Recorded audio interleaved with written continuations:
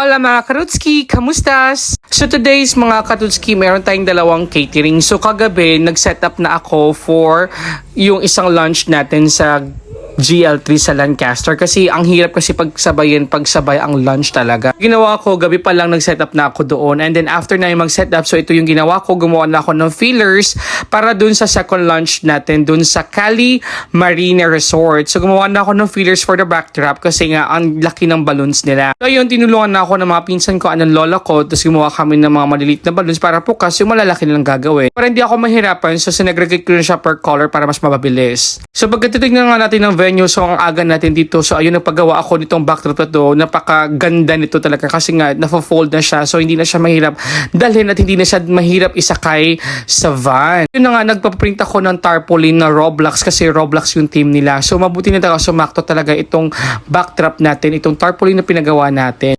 Actually nga, na-realize ko mas madali pala pag tarpaulin ang ilalagay mo, tapos maglalagay na lang ako ng lettering, yung cut out na letters para mas madali talaga siya. So pagkatapos yan, tinignan namin kung sakto siya. Tapos ayun, in-adjust ko yung curtain kasi para at least mas perfect siya. So pagkatapos yan, naglagay na ako ng thumbtacks para mas matibay. Ito na yung in-order nating cut out na letters. Ito yung Ken at 7 kasi it's a 7th birthday ni Ken. So ayun, nilagay natin ng Ken at 7. So after natin ilagay ang Ken at 7 na cut out letters, nag-start na tayo mag-blow ng balloon. So itong balloons natin meron ng 5 color: orange, blue, yellow, green, red, and then yung parang powder gray, something like that. So meron tayong maraming balloons na gagawin, kaya ang dami kong ginawang fillers kagabi para at least mas madali na lang sa akin.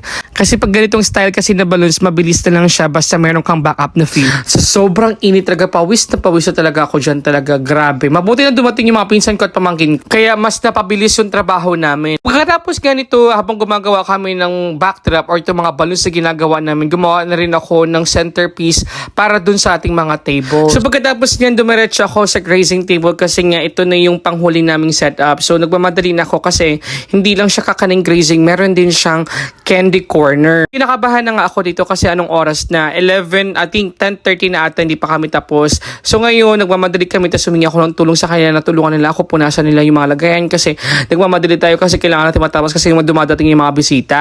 So mabuti na talaga mabilis yung magtrabaho itong mga kasama ko. Kung hindi talaga to, Diyos ko, na-stress talaga ako dito, naloka talaga ako. Pero mabuti na lang talaga natapos din namin sa tamang oras. Kasi pagkatapos namin dyan, sakto dumating din yung mga bisita nila. So ayun na talaga, nagmamadali na kami dyan kasi anong oras na talaga dahil. So ito na nga, tapos na ating setup. Ito yung buffet natin, and dumating na yung pagkain ng mga bata sa McDonald's, and then ito na yung kakaning grazing natin. Natapos rin nating i-set up. So pagkatapos namin ito, meron silang a little program para at least bago sila mag-start may mga parlor games, and then hosted by McDonald's Lancaster. So anyway guys, hanggang dito na lang yung video natin. Sana nag-enjoy kayo at nakakapagod tong araw to kasi dalawa ang catering namin. Anyway, thank you for watching guys. Ingat kayo palagi. Bye!